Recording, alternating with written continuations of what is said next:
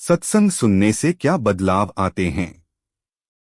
आप में से कई लोग सत्संग सुनने जाते हैं, जबकि कई लोग ऐसा करना व्यर्थ समझते हैं। उनका सोचना होता है कि किसी से अच्छी बातें सुनने से क्या बदल जाएगा।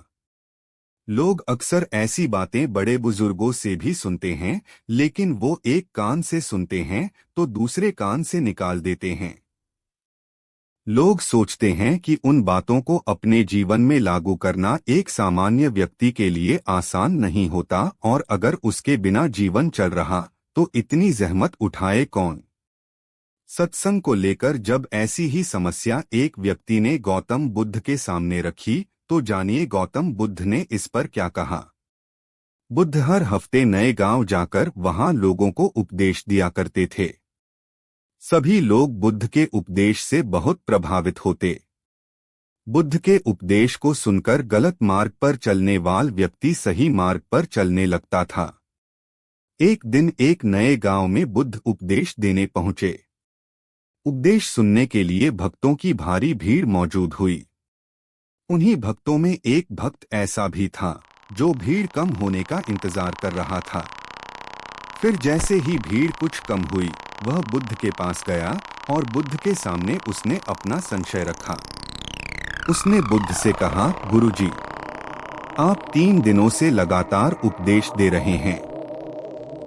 3 दिनों से मैं भी लगातार आपका उपदेश सुनने आ रहा हूं, पर फिर भी मेरे मन में एक उलझन है। बुद्ध ने बोला, तुम बेफिक्र होकर पूछो कि तुम्हारे मन में क्या उलझन चल रही है। वह व्यक्ति बोला, गुरुजी, आप जब भी उपदेश देते हैं तो मेरा मन एकदम से प्रफुल्लित हो उठता है। मैं खुद को ऊर्जावान महसूस करता हूं।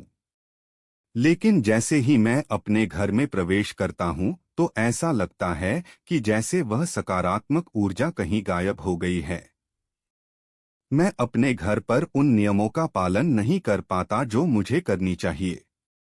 घर में प्रवेश करते ही ऐसा क्या बड़ा बदलाव आ जाता है कि आपके उपदेश वहां कोई काम नहीं करते। बुद्ध उसकी व्यक्ति की बात को ध्यानपूर्वक सुन रहे थे। उन्होंने 2 मिनट सोचकर जवाब दिया, वो बांस की टोकरी देख रहे हो, तुम उसे उठाओ और उसमें तालाब से पानी भरकर ले आओ। याद रहे कि उसमें से पानी नहीं गिरना चाहिए। उस व्यक्ति ने वही किया जो बुद्ध ने कहा। वह तालाब पानी भर के ले आया, पर जब तक वह बुद्ध के पास पहुंचा, उस टोकरी से सारा पानी गिर चुका था।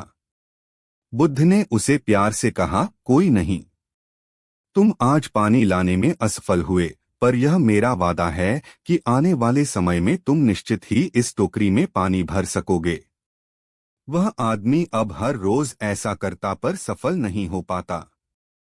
एक दिन उस आदमी ने बुद्ध से कहा कि टोकरी में तो आज तक पानी भर नहीं पा रहा है। बुद्ध ने इस पर जवाब दिया, वत्स, तुम पहले अच्छे से देखो कि टोकरी को देखकर तुम्हें क्या फर्क नजर आ रहा है। उस व्यक्ति ने टोकरी का अच्छे से निरीक्षण किया और कहा, एक फर्क जरूर नजर आया है।